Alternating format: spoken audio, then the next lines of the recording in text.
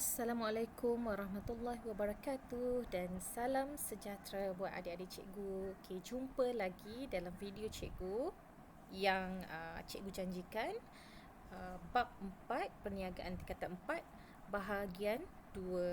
Okey.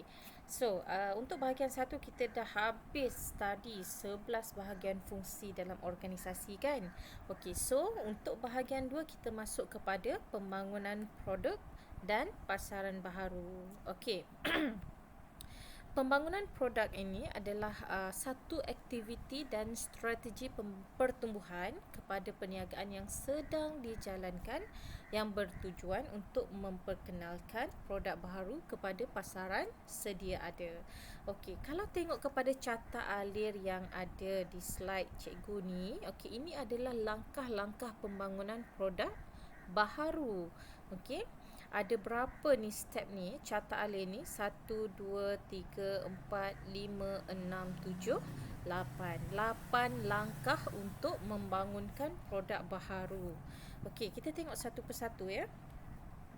Penjanaan idea. So, apakah yang dimaksudkan dengan penjanaan idea ni? Okey, penjanaan idea ini merupakan satu proses untuk memenuhi keperluan pasaran. Okey, penjanaan idea ni dibuat dengan sistematik berdasarkan dua jenis sumber, iaitu sumber dalaman dan sumber luaran. Okey, sumber dalaman ni siapa?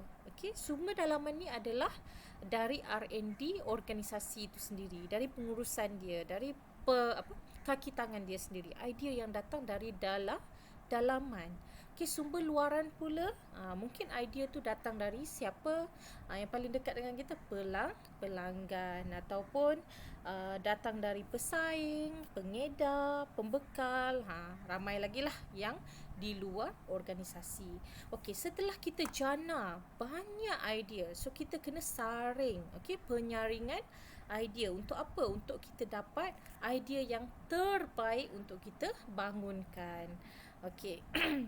Setelah kita dapat pilih dan buat keputusan idea yang terbaik untuk kita bangunkan, jadi kita pergi ke langkah ketiga, pembangunan produk dan pengujian konsep. Okey, so pembangunan produk ni melibatkan pembangunan idea tu, yang mana yang berpotensi untuk ditawarkan oleh syarikat kita sendiri. So pengujian konsep ni pula dia melibatkan proses menguji konsep baru produk dengan kumpulan-kumpulan pengguna sasaran. Maksudnya bila kita dah dapatkan satu sampel produk kita, kita cuba uji produk kita tu dia kepada beberapa golongan sasaran, nak tengok produk tu menjadi ke, tak menjadi ke, menarik perhatian ke atau tidak menarik perhatian. Okey.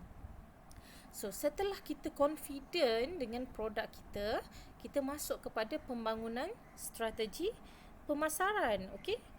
Bangunan untuk step ini menerangkan tentang sasaran pasaran, okey, posisi produk yang dirancang, jualannya macam mana, share pasaran, dan apakah matlamat keuntungan yang perlu dicapai oleh organisasi. Okey, seterusnya bila kita dah bangunkan produk kita, dah pasarkan, okey, kita perlu membuat analisis perniagaan. Okey, ini melibatkan kajian semula jualan macam mana, kos, unjuran keuntungan, sama ada capai ke tidak capai kita punya objektif. Okey. So pembangunan produk melibatkan proses mereka bentuk produk. Okey, kalau rasa produk tu boleh mendapat keuntungan kepada syarikat, jadi bolehlah kita bangunkan produk tu. Okey, binalah untuk dapatkan prototype. Okey, dah dapat prototype, kita mulalah buat ujian pemasaran prototype kita tu untuk tengok bagaimana penerimaan pengguna terhadap produk tersebut. Kalau penerimaan pengguna tu positif, mendapat permintaan yang menggalakkan, jadi kita pun komersialkan produk kita tu, pasarkan, tapi kena tahu di mana kita nak pasarkan, bila waktu yang sesuai, kepada siapa, target market kita kepada siapa, dan bagaimana cara promosi tu nak dilakukan supaya produk kita dapat dijual dan sekaligus mengoptimumkan keuntungan syarikat. Inilah langkah-langkah pembangunan produk baharu. Ada 8 langkah. Ini boleh keluar ni dalam kertas 2 ni, langkah-langkah pembangunan produk baru. So ingatlah ya. Okey, seterusnya pasaran baharu. Okey, pasaran baharu merupakan salah satu usaha berkaitan dengan pemasaran strategik yang dilakukan untuk mencari pasaran baharu bagi tujuan memasarkan produk yang sedia ada. Okey, ini produknya dah ada, tapi kita nak jual di tempat yang belum kita jual. Contohnya, kita ada produk kita tu kita hanya jual di Kuala Lumpur sahaja. Jadi kita nak kembangkan, nak cari pasaran baharu. Mungkin kita nak pasarkan produk kita ke negeri Kelantan atau ke Terengganu, ke Perak dan sebagainya. Ini yang dinamakan pasaran baharu. Jangan terkeliru ya, pasaran baharu dengan produk baharu. Okey.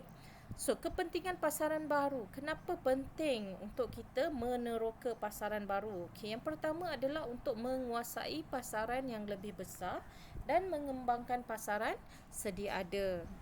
Yang kedua, membantu mewujudkan peluang pasaran serta mengelakkan daripada terlibat dalam pasaran tepu. Maksudnya dekat sini, kalau kita dari tahun 1990 sampai tahun 2000 kita masih lagi berniaga di Kuala Lumpur sahaja, mungkin pasaran kita tu dah tepu. Mungkin orang Kuala Lumpur pun dah jemu. Jadi kita perlu cari pasaran baru untuk pastikan produk kita masih lagi relevan dalam industri.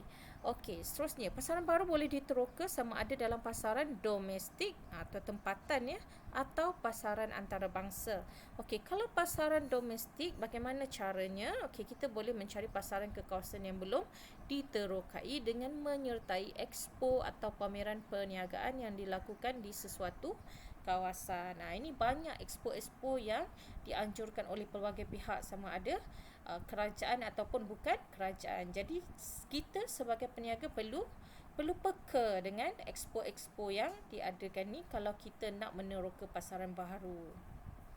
Okey, seterusnya pasaran antarabangsa. Okey, ianya boleh dibuat melalui aktiviti promosi yang agresif di pasaran yang menjadi tumpuan. Dengan cara apa? Menyertai rundingan yang aktif melalui hubungan dua hala, usaha sama dan pameran keluar negara. Okey.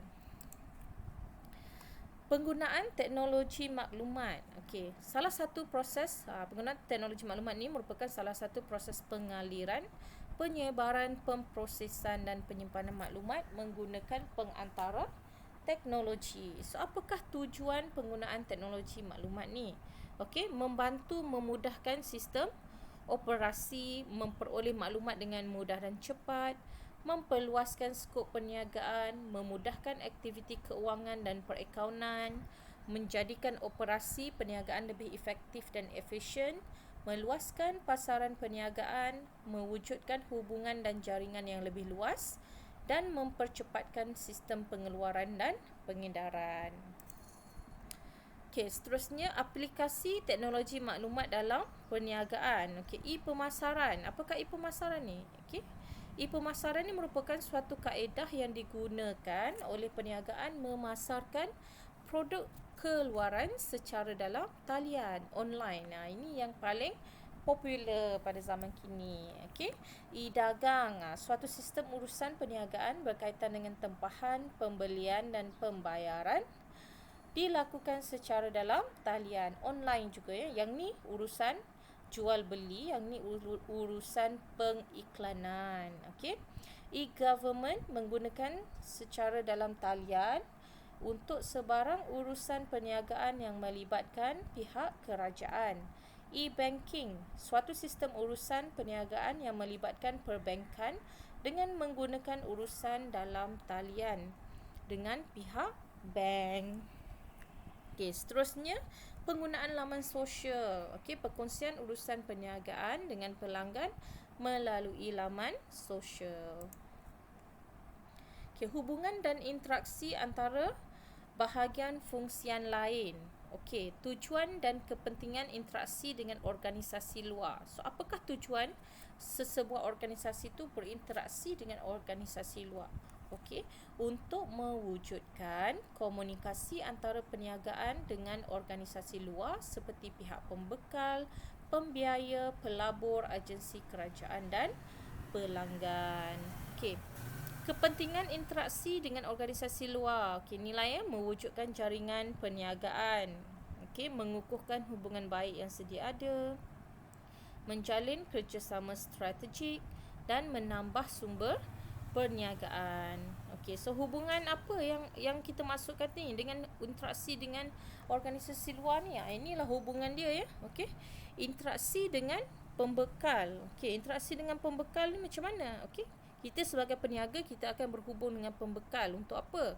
Untuk kita menempah, okey, nak tahu harga, nak beli. Jadi perlu hubungan yang baik interaksi dengan pembekal ni. Okey, interaksi dengan pelanggan pula. Biasalah kan, kita nak jual beri barang, perkhidmatan, okey. Jadi kita akan menghubungi peniaga yang berminat ataupun peniaga cari kita dan kita tawarkan apa yang kita boleh tawarkan. Okey. Interaksi dengan bank. Bila berlakunya interaksi dengan bank ni? Okey, selalunya berlaku bila kita ingin mendapatkan bantuan pembiayaan keuangan dari bank. Okey, kemudian interaksi dengan agensi kerajaan. Ni berlaku apabila perniagaan kita ni nak dapatkan sesuatu kelulusan daripada agensi kerajaan. Contohnya macam kita dalam construction.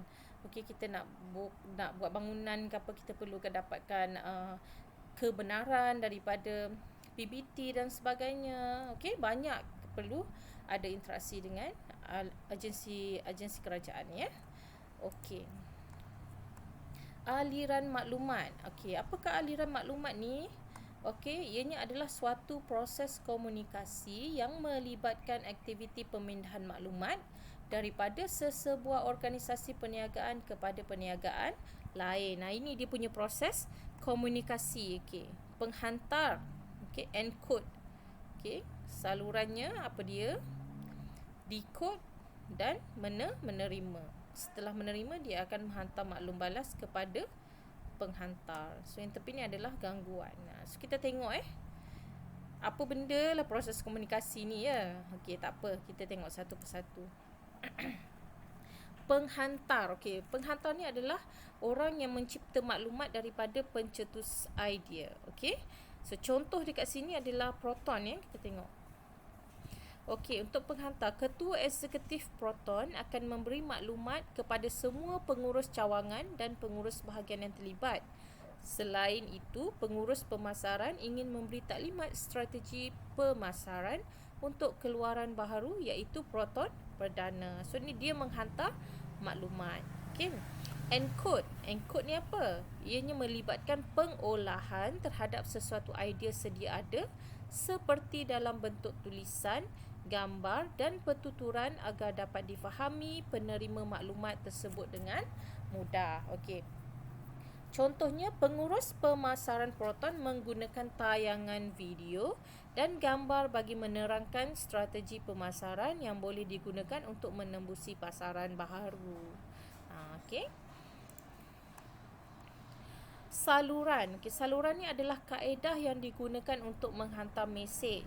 Okey, contohnya pengurus pemasaran Proton boleh menggunakan peralatan media dengan gabungan teknik audio dan visual. Okey, decode. Proses pihak menerima menterjemah mesej yang dihantar oleh penghantar. Okey, penerima maklumat yang dihantar oleh pengurus pemasaran ialah penyelia, jualan dan jurujual. Penerima maklumat berusaha memahami maksud mesej dan penerangan yang disampaikan oleh pengurus pemasaran Proton tentang strategi pemasaran untuk menembusi pasaran baharu. Okey, seterusnya adalah penerima. Pihak yang menerima mesej yang dihantar oleh penghantar. Okey, contohnya penyelia pemasaran dan jurujual Proton yang menerima dan memahami maksud mesej yang disampaikan oleh pengurus pemasaran Proton tentang strategi menembusi pasaran baharu. Okey, maklum balas, tindak balas penerima terhadap mesej yang diterima. Okey, bengkel dan perbincangan yang dilakukan oleh penyelia pemasaran dan jualan Proton dapat memberi maklumat kepada pengurus pemasaran sama ada strategi pemasaran yang disampaikan dapat difahami oleh pihak penerima. Okey. So gangguan, gangguan ni adalah unsur luaran yang mempengaruhi proses komunikasi. Baik, aliran barang dan perkhidmatan. Okey, suatu proses pemindahan barang atau perkhidmatan daripada sesebuah perniagaan kepada perniagaan yang lain. Okey, tujuannya adalah untuk memudahkan dan melancarkan proses pemindahan barang mengikut prosedur yang telah ditetapkan oleh sesebuah organisasi perniagaan. So ini adalah peta alir juga. Okey. Tengok dia punya aliran dia. Yang pertama, wujudkan dulu katalog dan diedarkan. Okey, bahagian fungsian pemasaran dan jualan yang akan bertanggungjawab di bahagian ni. Seterusnya, penerima pesanan daripada pengguna. Okey, bahagian fungsian jualan. Jadual pengeluaran yang dipersetujui. Okey, seterusnya pesanan bahan mentah. Okey, yang dalam kurungan ni bahagian fungsian yang bertanggungjawab ya. Okey, penerimaan invoice, pembekal dan pembayaran, pengeluaran item barang dan pengedaran, dan akhirnya penghantaran invoice kepada pembeli dan menerima bayaran. Ini bahagian fungsian keuangan. Okey, kita tengok contoh Okey, wujudkan katalog dan diedarkan.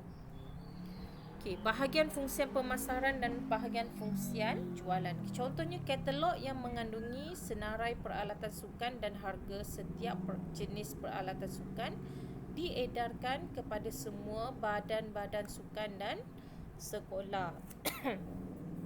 So, bahagian fungsian ini perlu membuat katalog yang mengandungi maklumat yang berkaitan dengan jenis barang atau perkhidmatan yang ditawarkan ya.